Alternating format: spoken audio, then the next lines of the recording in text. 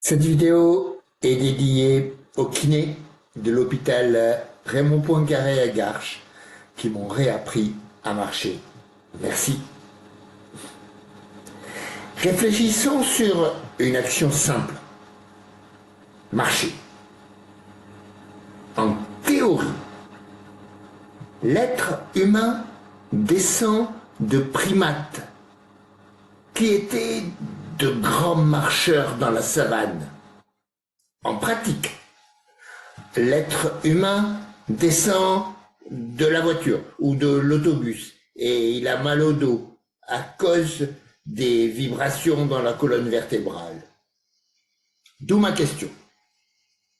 Est-ce que nous n'aurions pas un peu perdu le contact avec ce que nous sommes, avec notre corps, pour commencer?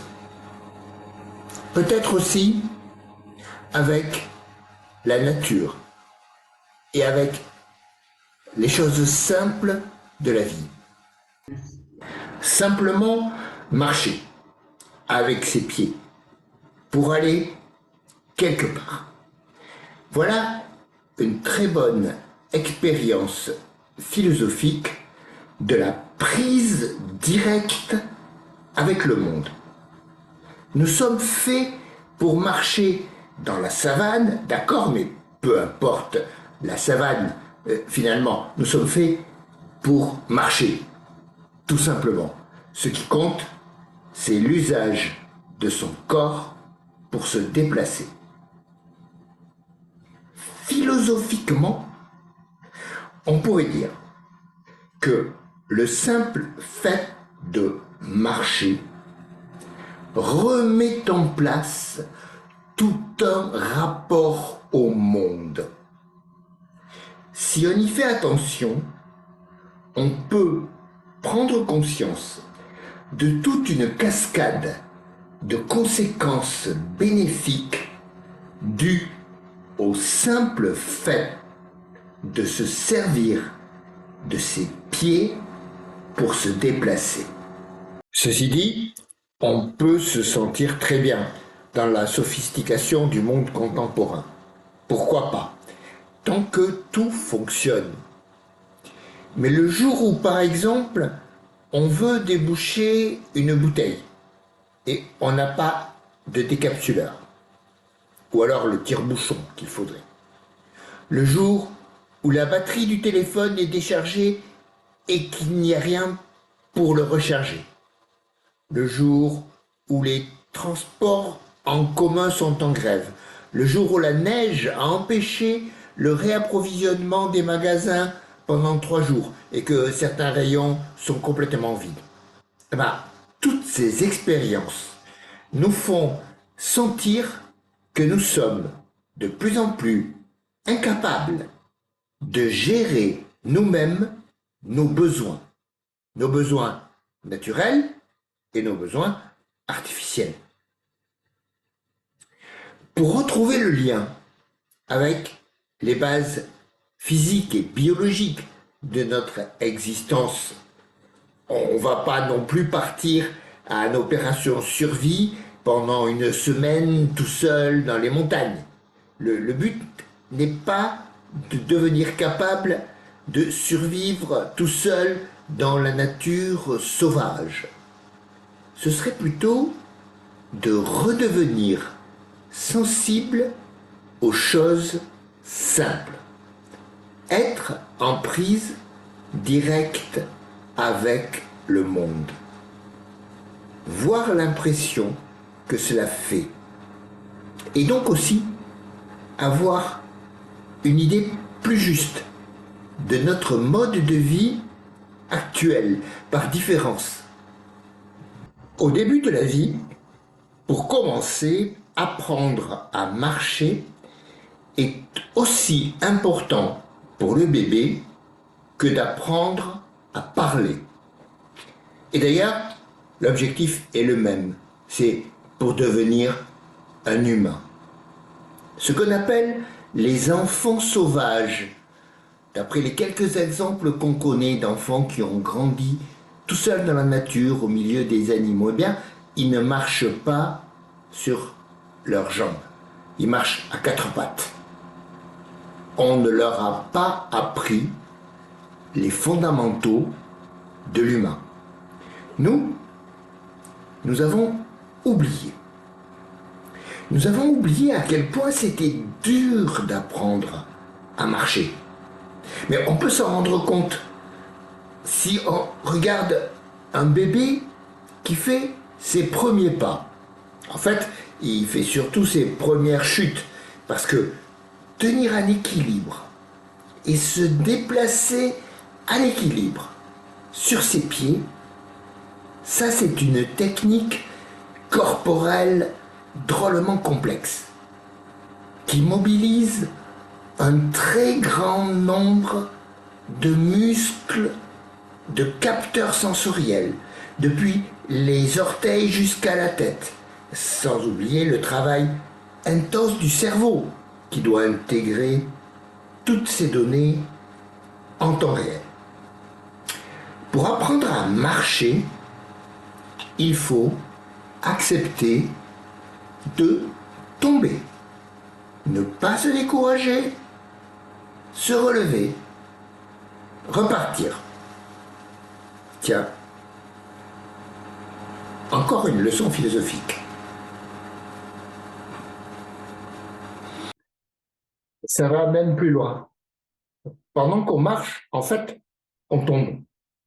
On crée un déséquilibre vers l'avant et on le rattrape en avançant l'autre jambe.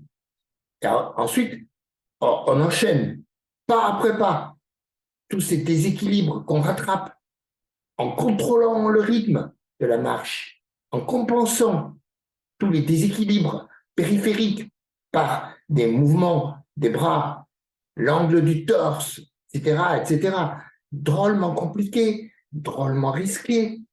Et alors, pourquoi est-ce qu'un bébé prendrait tous ces risques? Réponse, pour faire plaisir à ceux et à celles qui l'aiment et qui l'entourent. Ils sont autour de lui, il l'encourage, il l'admire.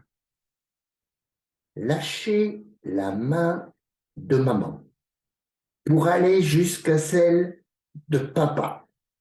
Eh bien ça demande beaucoup de confiance en soi. Et il faut bien la trouver quelque part. Mais les premiers pas, ils sont célébrés comme un triomphe. Et ensuite, bébé découvre tout seul que quand on sait marcher, on est devenu capable d'aller tout seul là où on a envie d'aller. Et là, bébé n'a plus besoin d'encouragement pour partir explorer le monde. Un peu trop même à la limite. Pour se lancer dans ce déséquilibre vers l'avant qu'est la marche, il faut avoir une bonne raison de prendre le risque du déséquilibre.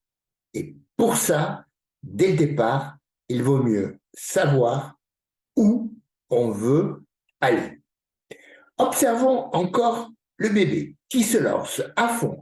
Un premier pas vers la droite, mais un peu trop vers la droite, justement. Donc, pour compenser le déséquilibre, un deuxième pas encore plus vers la droite, et là, il regarde en souriant du côté droit, comme s'il faisait exprès d'aller dans cette direction, mais comme ça commence à tanguer un peu, un pas précipité trop court vers la gauche, plus possible de rester en ligne, vite 2 ou 3 pas pour essayer de se rattraper, mais là on ne contrôle plus rien du tout et ça va trop vite et poum, par terre. Ce n'est pas grave. Ce sera mieux quand il ira vers quelqu'un qui lui ouvre les bras. Juste là, à 2 mètres, quand il a un objectif aussi important. Le bébé apprend à contrôler ce fameux déséquilibre dynamique qu'est la marche. Et le cerveau du bébé est en train de faire des apprentissages encore plus importants que celui de ne pas retomber sur ses fesses. Il apprend à se laisser conduire par un but, en corrigeant les déséquilibres d'une manière dynamique et contrôlée pour continuer à avancer. Quand on a compris que marcher est une technique qu'on a apprise, on n'a pas encore fini de comprendre à quel point c'est technique. Pas seulement dans les techniques de la foulée et de la respiration, pour faire de la compétition, de la randonnée. Plus simplement et très matériellement, je pense aux chaussures. Car en réalité, souvent les humains actuels ne marchent pas sur leurs pieds directement, ils marchent dans des chaussures. Les chaussures, c'est une invention géniale. Un de ces outils ordinaires dont nous oublions facilement l'existence, sauf quand les nouvelles chaussures font mal aux pieds et que là, arriver au bout de la journée, c'est un calvaire. Encore une leçon de philosophie de la vie. Assure-toi humblement de pouvoir marcher, ô être humain. Entraîne-toi et équipe-toi. Sinon, tu n'iras pas loin. Chaque être humain a sa propre démarche. Quand on attend quelqu'un, on devine sa silhouette au loin avant de reconnaître son visage et on reconnaît sa démarche, même si elle n'a rien de spécial. Cette démarche, c'est son style. C'est le style de la personne, une partie de sa façon d'aborder la vie, en fait. La démarche, c'est quelque chose de soi. On dit des choses sur soi par sa manière de marcher. On dit quelque chose sur sa confiance en soi, sur son origine parfois, sur la manière dont on habite son corps, dont on conçoit la vie. Les textes zen et taoïstes recommandent d'observer la démarche du maître, son style, son rythme, comment il a le pied sûr et léger à la fois, comment il avance avec humilité mais irrésistiblement. Certaines façons de se déplacer sont déjà des leçons de sagesse avant que le maître ait ouvert la bouche. On peut comprendre à partir de cette idée pourquoi parfois on dit ça marche au lieu de dire d'accord ou de dire oui par exemple. On dit ça marche, on veut dire que c'est parti, que le mouvement est engagé, qu'on est dans une dynamique.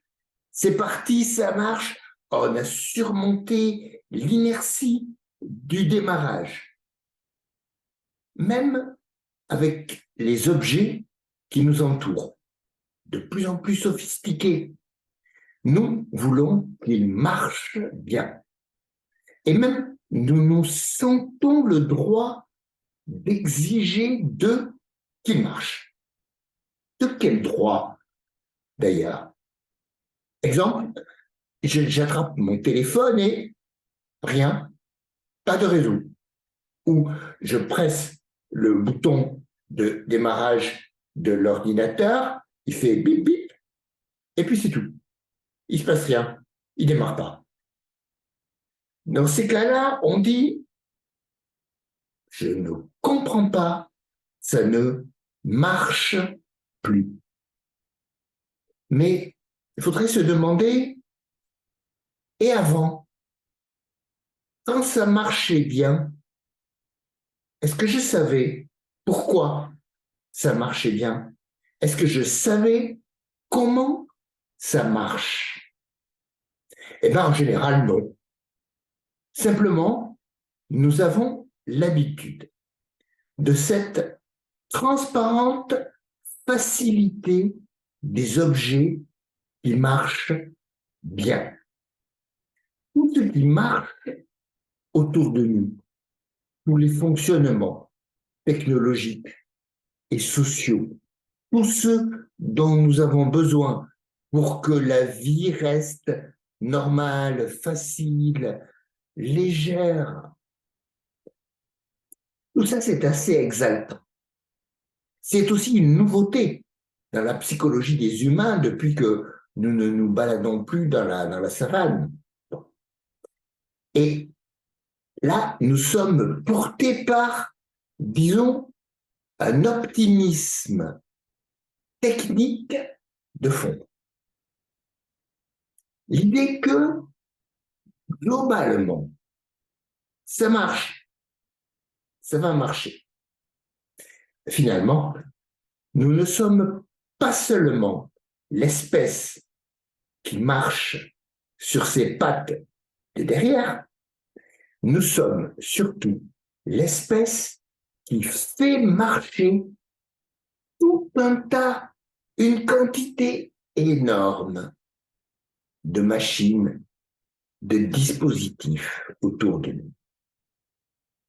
Lorsque les transports en commun ne marchent pas, c'est moi qui dois marcher. C'est pénible parce que ça m'est imposé.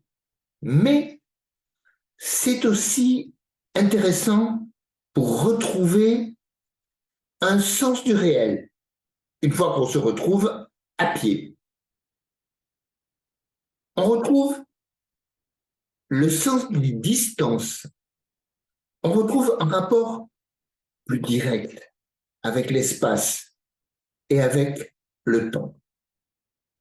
En marchant, on avance plus lentement, mais on a beaucoup plus de liberté et d'autonomie. En réalité, on peut aller où on veut, même s'il n'y a pas de ligne de bus, même s'il n'y a personne pour nous transporter, même si on n'a pas assez d'argent pour posséder son propre moyen de transport.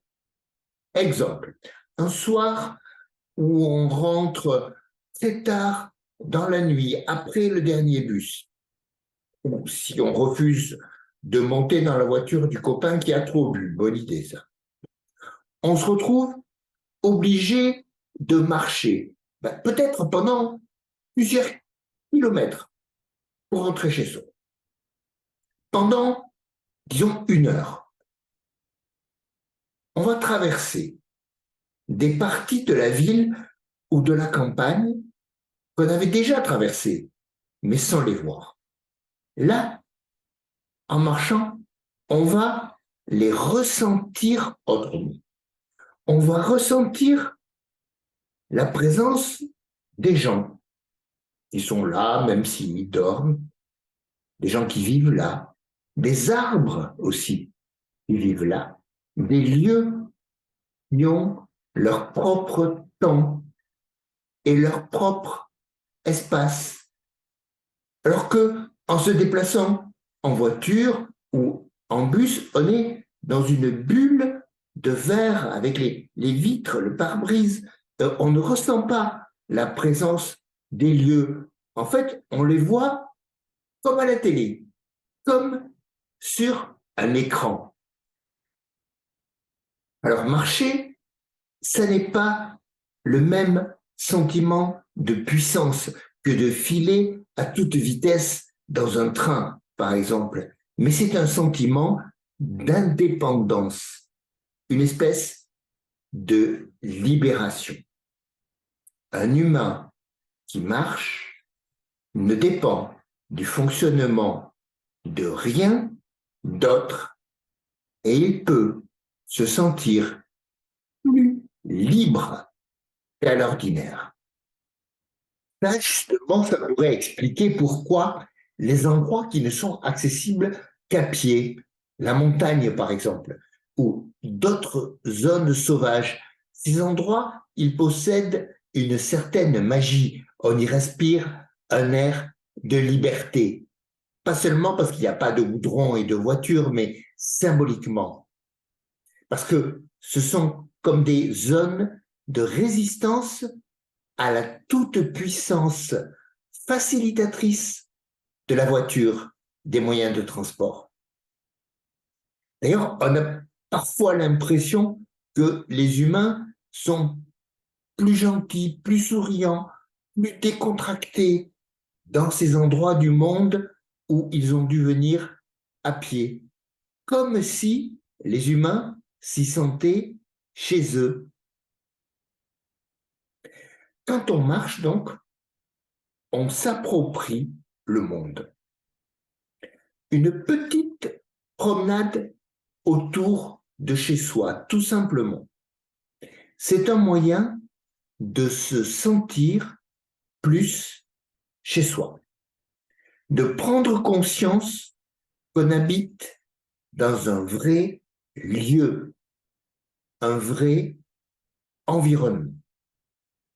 Si on ne sait pas à quoi ressemble la rue de derrière, si on n'a jamais mis les pieds dans le square où les enfants jouent et on entend leurs cris, alors on n'habite pas vraiment un endroit. Ce sera plus facile pour déménager, c'est vrai. On ne sera pas attaché à son chez-soi. Mais en même temps, la capacité à s'attacher, même à de simples lieux, à avoir un chez-soi, ça fait partie de l'expérience humaine du monde, l'expérience du vrai monde, le monde concret. Marcher en groupe, ça produit déjà une petite organisation sociale. Il y en a qui émergent comme leaders, d'autres qui font sécession. On essaie de se trouver à côté de quelqu'un, par exemple, en slalomant habilement dans le groupe. On peut repérer un vrai talent politique chez celui ou celle qui arrive à influencer l'itinéraire ou la vitesse de marche du groupe. On peut repérer un vrai savoir-faire social chez celui ou celle qui arrive à se déplacer dans le groupe pour parler un peu avec tout le monde tout en ne vexant personne. D'ailleurs, marcher en groupe, c'est une forme d'action politique. Dans la manifestation de rue, à l'appel d'un syndicat ou d'un mouvement de revendication, on peut se demander à quoi ça sert de traverser à pied une partie de la ville en portant une pancarte ou en suivant une banderole, mais évidemment, il s'agit d'un symbole, comme dirait un sociologue, d'une réappropriation symbolique de l'espace public en marchant. Parce qu'une manifestation en voiture, évidemment, ce serait complètement absurde. Dans la marche de protestation, chacun entraîne un peu les autres et il se crée une solidarité, elle aussi symbolique, entre des milliers de gens, enfin, je veux dire, des centaines de gens selon la police et des millions de gens selon les organisateurs. Des gens qui se retrouvent pour aller ensemble dans la même direction. Cette marche collective, elle est supposée envoyer un message au gouvernement. C'est plus ou moins efficace. Mais quand même, les grands mouvements non violents ont démontré l'efficacité de ce moyen d'action. On disait donc qu'un petit tour à pied permet de reprendre contact avec l'espace, mais aussi de reprendre contact avec le temps. Quand on est en bonne santé, encore plus quand on est jeune, on ne craint pas la fatigue. On se sent capable de marcher assez longtemps, mais on a peur de ne pas avoir le temps.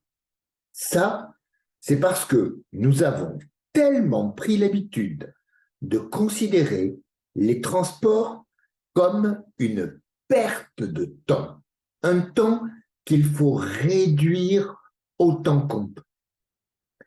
Au lieu de supposer que le temps qu'on met à se déplacer, c'est du temps perdu, du temps qu'il faut réduire, on peut penser que le temps de transport est bien employé quand on marche.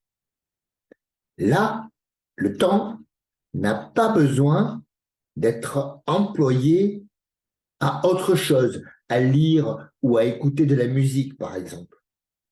Quand on marche pour aller quelque part, on peut prendre son temps. En fait, même, on reprend son temps. On se le réapproprie, comme l'espace. Marcher, ça libère du temps de cerveau disponible.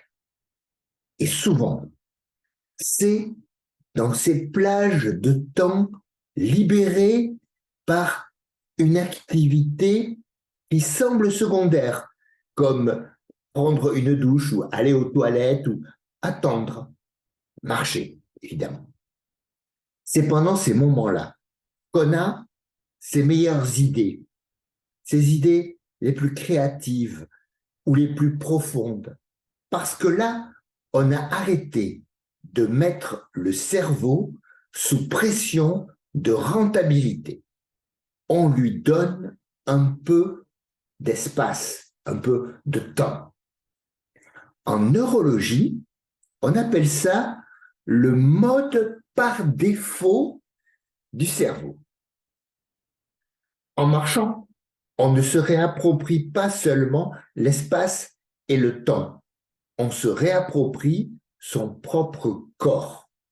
Car la marche, c'est l'un des usages de base de son propre corps, qui est nécessaire à la santé du corps, à la circulation du sang, à la digestion, à l'entretien des muscles, des articulations, etc. Par exemple, quand on est resté recroquevillé pendant des heures à sa table de travail ou roulé en boule sur le canapé, eh ben là, on déplie son corps avec un certain plaisir en faisant quelques pas. Et l'emploi de son corps dans la marche produit un certain rythme.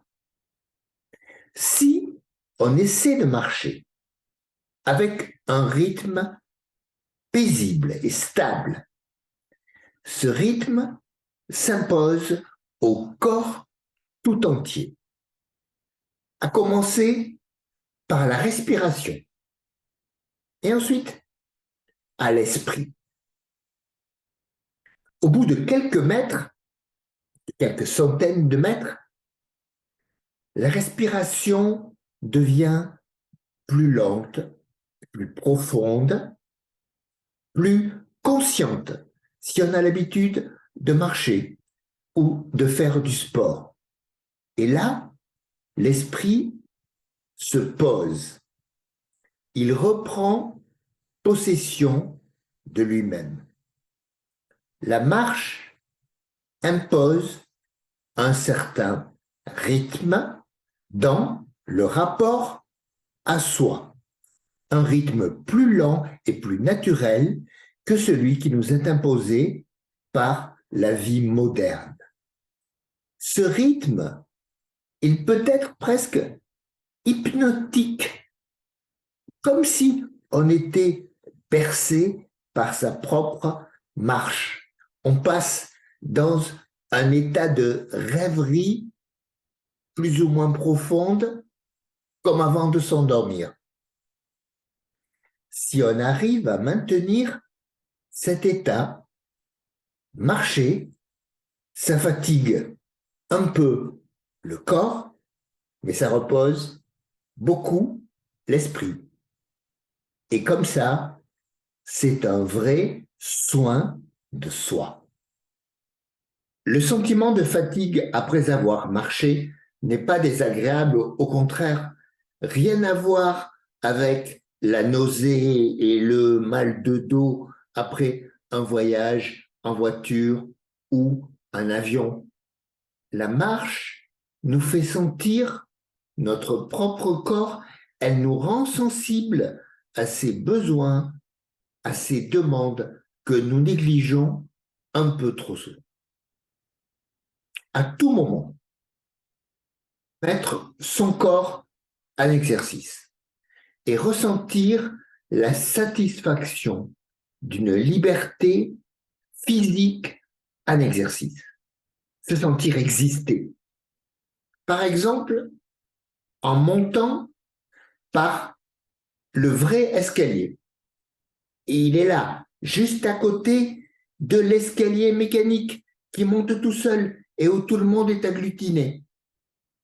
Parce que l'escalator, il me transporte comme un paquet, agglutiné avec les autres paquets humains. Et tout ça branché sur un système délirant de production et de consommation d'énergie. Mais on peut se sentir très libre juste en montant un escalier à pied. Et marcher pieds nus sur le sable ou sur l'herbe, c'est une expérience très sensuelle. Les premiers pas pieds nus sur la plage l'été ou les premiers instants pieds nus sur une terrasse en bois, par exemple, il y a l'impression de libération. C'est l'émotion du contact avec le monde, un contact physique. Pieds nus sur la plage ou dans l'herbe, on ressent la sensualité de la nature.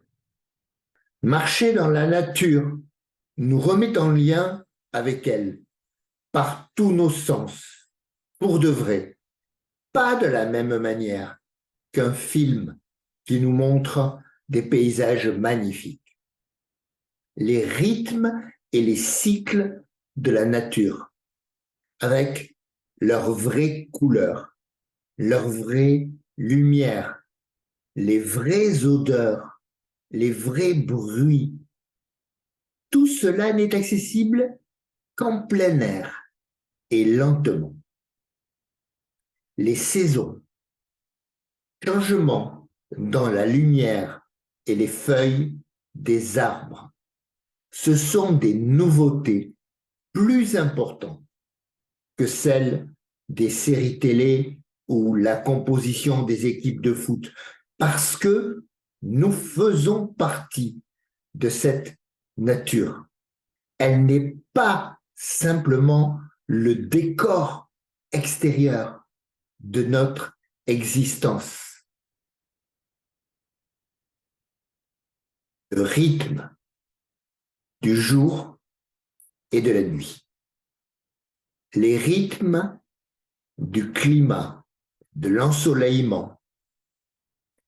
Tous les rythmes de la nature agissent sur les rythmes de notre corps. Et nous perdons contact avec notre nature humaine intérieure quand nous perdons le contact authentique avec la nature. Et vice-versa, bien sûr, en retrouvant le contact avec la nature autour de nous, en nous réinsérant dans ses rythmes, son espace et son temps. Nous retrouvons le contact avec nous-mêmes, avec notre corps, mais aussi avec nos capacités les plus profondes, émotionnelles et intellectuelles. C'est vrai qu'il n'y a pas que la nature. Il ne faudrait pas diaboliser la marche à pied en ville, même si certaines villes sont un enfer pour le piéton. De plus en plus, les citoyens demandent justement des villes où il est possible de marcher, des villes pour piétons, pas seulement des villes pour voitures. En marchant dans les rues, on voit des scènes de la vie humaine. On entre dans l'intimité de certains humains, les gens qu'on croise, les amoureux des bancs publics ou les couples qui se disputent au café, les scènes entrevues par la fenêtre ou les bruits de vie joyeuse qui s'échappent des maisons. Tous ces petits moments entrevus sont de petites ouvertures sur des histoires humaines qui peuvent être très émouvantes. Les gens qui aiment la vie en ville disent qu'ils aiment sentir cette densité de la vie, ce dynamisme. Et évidemment, c'est en marchant dans la ville qu'on le sent le mieux. Idem à l'étranger. Pour connaître une ville, on peut consacrer une journée entière à marcher dans les rues au hasard, en ne cherchant pas les endroits touristiques, sans prendre aucun moyen de transport. Là, on fera vraiment connaissance avec cette ville, avec les gens qui y vivent. Marcher avec quelqu'un, c'est une expérience originale de sa proximité. Ça permet de parler, bien sûr, mais pas seulement de parler. Il faut déjà marcher du même pas, régler son pas sur celui de l'autre. Parfois, ce sera très naturel et on n'y pensera même pas. Parfois, ce sera un peu difficile. Par exemple, si l'un des deux ne s'aperçoit pas qu'il marche trop vite, s'il ne comprend pas le besoin d'harmoniser son pas avec celui de l'autre.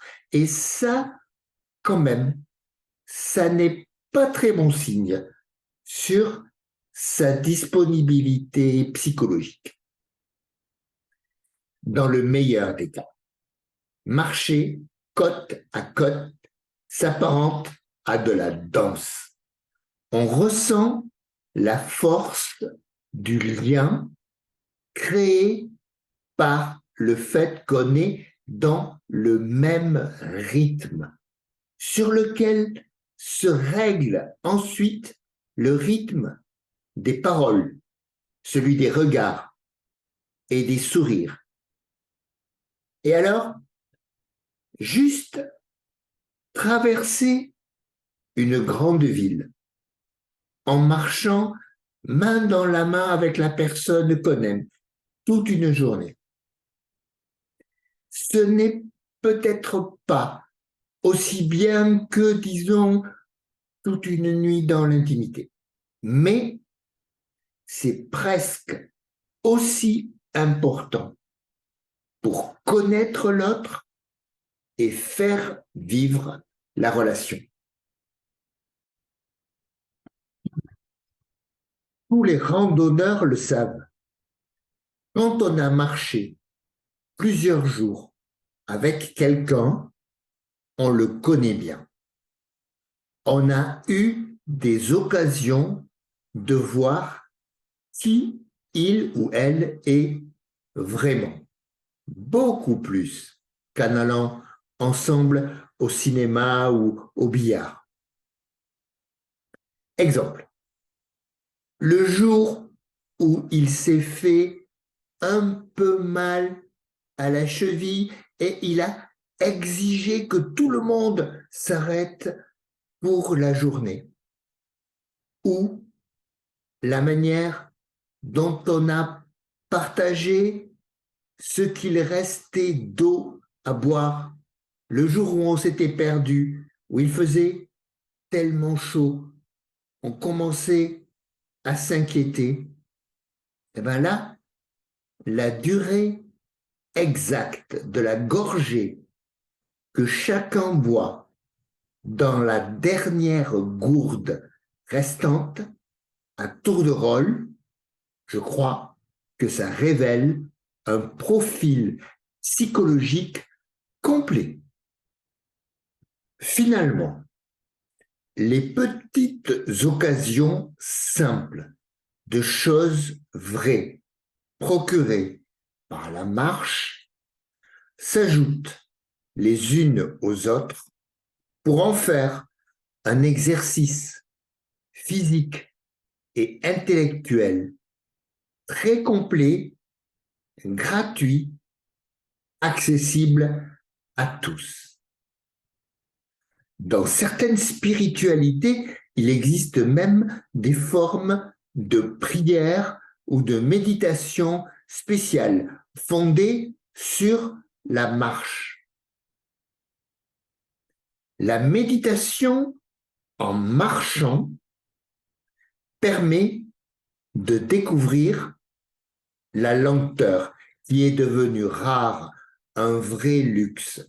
Même les gens en vacances sont toujours pressés. Même quand on n'a pas grand-chose à faire, on n'a jamais le temps de rien parce qu'on ne sait pas prendre ce temps.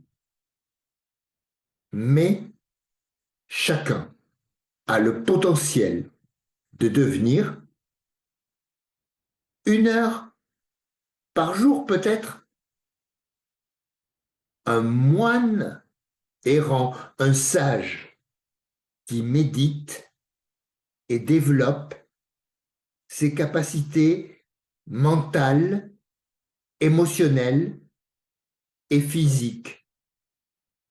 Et en découvrant quelque chose de tellement important, la puissance du simple.